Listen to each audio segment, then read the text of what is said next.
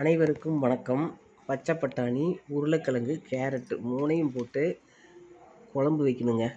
சூப்பராக இருக்கும். இட்லி தோசைக்கு சூப்பராக இருக்கும். சப்பாத்திக்கு அதை விட அருமையாக இருக்குங்க.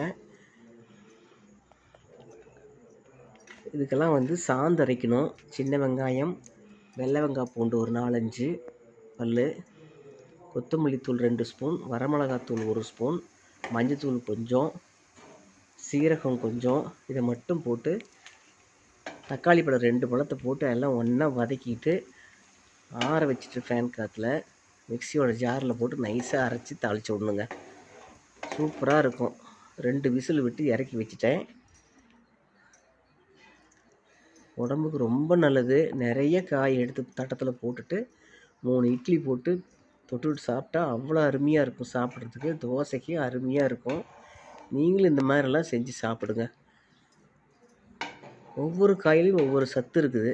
அது எல்லாத்துக்குமே தெரியும். இந்த மாதிரி செஞ்சு குழந்தைங்களுக்கெல்லாம் கொடுங்க. காரம் கம்மியாக வச்சு செஞ்சு சாப்பிடுங்க. தேங்க்யூ.